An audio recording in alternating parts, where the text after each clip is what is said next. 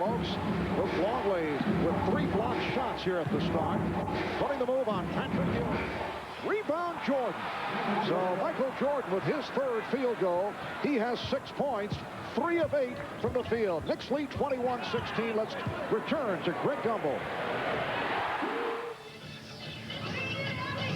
Game at halftime of the Bulls and the Knicks. The final 114-107. The Sonics sweep the Rockets in overtime. For Bill Walton and Hannah Storm, I'm Greg Gumbel. So long from Houston. Let's go to Madison Square Garden in New York and join Marv Albert and Matt Gukas. Thank you very much, Greg. We're down to 10 seconds to go in this first quarter, and the Knicks split the ball and a 4-point lead on the Bulls. Oakley, and the rebound fielded by Rodman, so this first quarter comes to a close. The Knicks shooting 10 of 16, the Bulls 9 of 23. And it's the Knicks 28, the Bulls 24.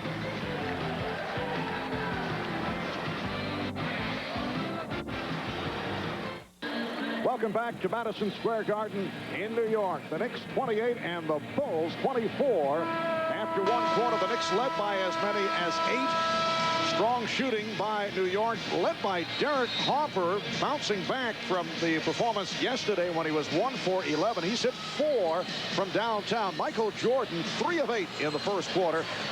6 points. Dennis Rodman with 6 rebounds, and Dennis got involved early, and the official Bill Oakes, taking exception, hit him with a technical. Well, play was dead. Dennis ever the instigator. Just a little light tap on the basketball. That comes under the heading of unsportsmanlike conduct, but the officials want to keep things under control here. They don't want anything to break out with just a simple tap of the ball. Very, very touchy on that call.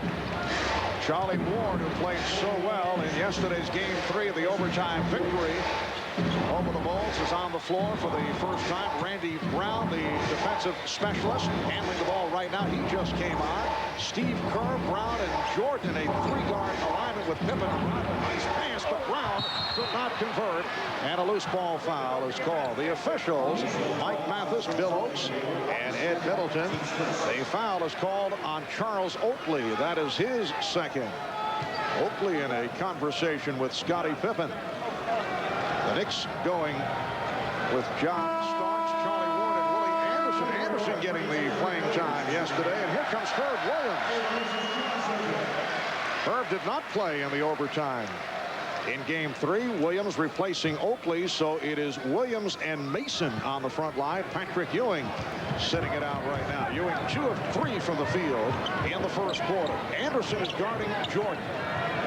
We are just underway in the second quarter. Beautiful fake by Pippen, but he lost the grip. Mike, come on now. And the outside official, Bill Oakes, making the call against the Knicks. It's on Williams.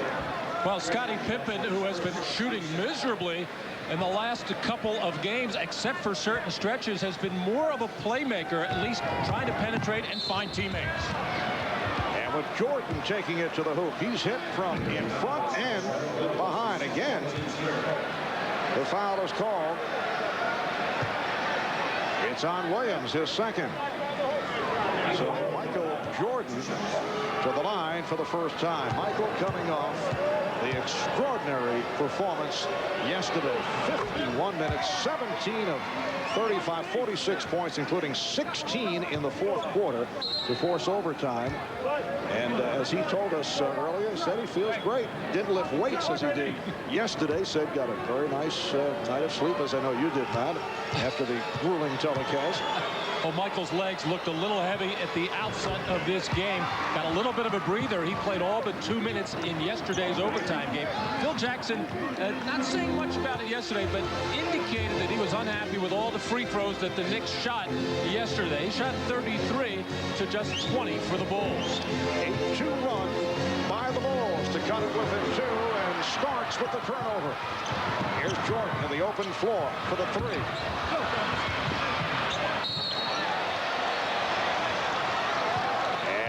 Last touched by the Knicks. The Knicks trying to tie the series at 2. Game number 5 will take place in Chicago on Tuesday night. Gilbert Davis replacing John Starks. And the Bulls hoping to go back to Chicago up 3-1. Starks 2 of 3 from the field, 5 points. Davis has not been getting the offensive foul. Foul on Pippen, that's his first. Off the ball, as it looked like Steve Kerr, after setting a back pick, is going to step out and get one of his rare open looks at a three-pointer, as the Knicks have been trying to run him off that three as much as possible. Herb Williams guarded by Dennis Rodman. Herb with a post-up move, but met by Pippen. Scottie Pippen coming over to help. Here's Pippen feeding. And he's tied the game at 28. Oh, the Bulls are starting to warm to the task now. The legs are starting a little look more sprightly as they're running harder on the fast break. It is now a 10-2 Chicago run. Anderson for 3. Willie Anderson. Yesterday, the Knicks will get it back. Jordan was trying to work his way down court, try to beat the Knicks down, but the pass off the mark. Well, Scottie Pippen, one of the best defenders off the ball, smelled that play out to get the steal and lead the fast break and the finish for Michael Jordan. The Knicks 31 and the Bulls 28. Ward changed his mind. And Ward able to draw the foul.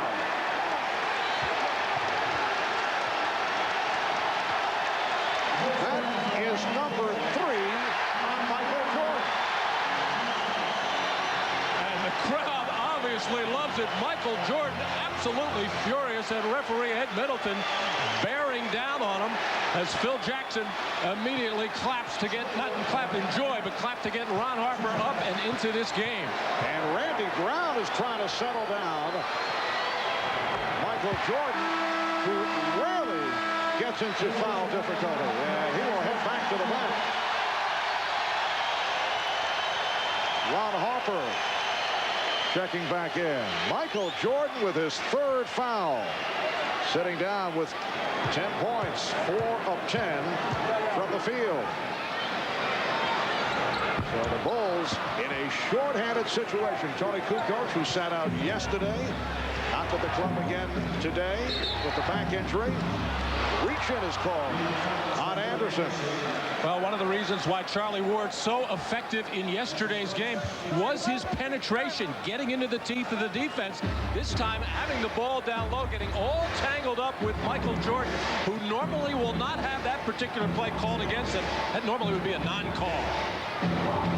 Tony Kukoc says that he'll be ready for Tuesday night, but I know Chicago team physicians feel that that is not the case. Nice running move by Kerr going glass. They're hoping he'll be back for next weekend.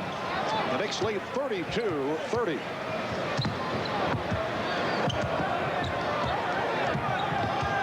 Ward met by the double team. Shot clock on 8. Ward changed his mind, but Mason not expecting it. He did that earlier, but Herb Williams was able to make the play. Harper with an unbelievable tip. Ron Harper with the tip on the miss of the Scottie Pippen shot, and he's tied the game at 32. Well, Randy Brown considered a defensive specialist in there to guard Charlie Ward, to cut down on that penetration and keep pressure on his passes. Anderson head faking his way, and he drew the foul. Willie Anderson was not getting much playing time at the end of the season after coming over from Toronto, but suddenly seeing daylight here in the playoffs. Scottie Pippen a moment ago with the miss, but Harper able to finesse it home. The game is tied at 32. We'll be right back. Take 2 individuals and more or less concentrate on those 2 individuals, and it's hard for us to get other players involved when they hadn't been involved pretty much the whole game. Well, Michael Jordan taking 95 shots in the 3 games leading into this one. And, of course, that's going to keep people standing around. But it's mainly because the Knicks are not double-teaming him in the early stages of the ballgame.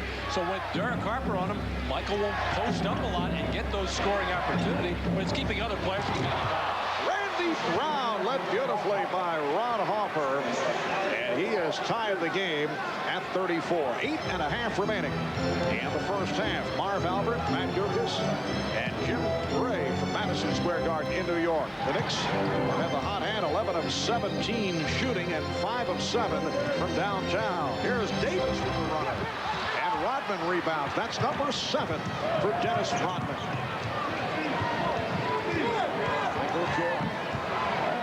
Sitting on the bench after picking up a 3rd personal foul. Pippen with the good footwork and then blocked by Williams. Well, Dennis Rodman had the smaller Charlie Ward posted up inside calling for the ball, and Pippen waved him out of there. He wanted to go one-on-one against a bigger player. Davis. Well, Hubert Davis coming out more aggressive at the offensive end. Played only 7 minutes yesterday. And, of course, the excellent play of Charlie Ward kept him even on the bench even longer. But no question, Hubert Davis has evidently lost some confidence in his own game. Plus, I think Jeff Van Gundy has as well. Ed Middleton calling the traveling violation. The Knicks have a 2-point lead with 7.5 to go in this first half. Knicks being out rebounded by the Bulls, 14-10. Rodman with 7. That turnover, number 8 for the Knicks in this first half. The biggest concern for New York is that offensive rebounding, and right behind it is turnovers. The Knicks already with 7 turnovers.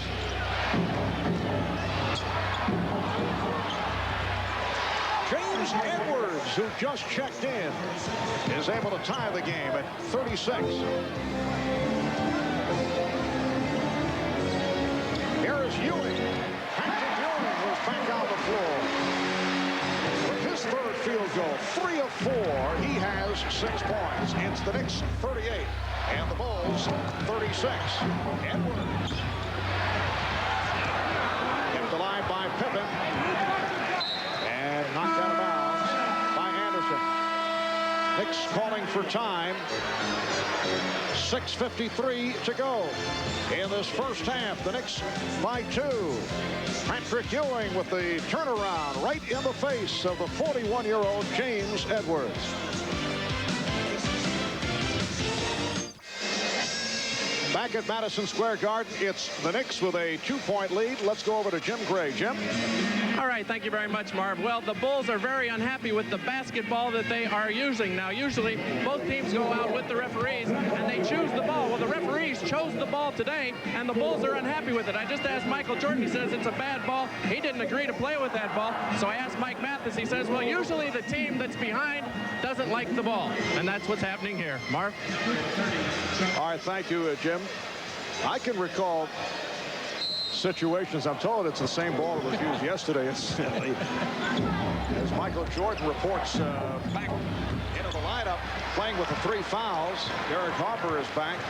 So Knicks in possession up by 2 points with 6.5 remaining in this first half. I can recall one time New York Knicks Bill Bradley carrying a little king with him. And if he did not like the feel of the basketball, this is Bushler.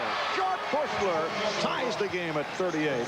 He would take it out, kind of shielding the ball away from the officials, and he'd take air out of the basketball. And you'll remember, Marv, Phil Jackson was a teammate of Bill Bradley's on those New York Knicks teams. He supposedly does the same thing as far as checking the pressure in the basketball. But the league, I believe, prefers that a more new ball, a more orange one, as Patrick Ewing finishes off nicely in the lane in traffic, because this is an old kind of ratty ball that they're using right now. But the Knicks like it, shooting 65%.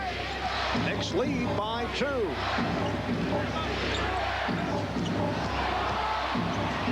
Edwards.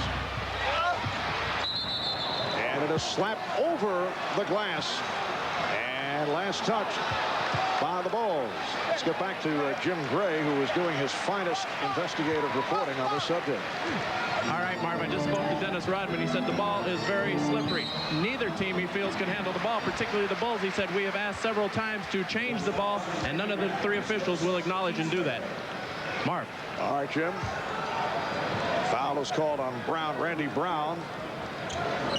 Call for the blocking foul. Well, the Knicks, as you mentioned, do not mind the basketball.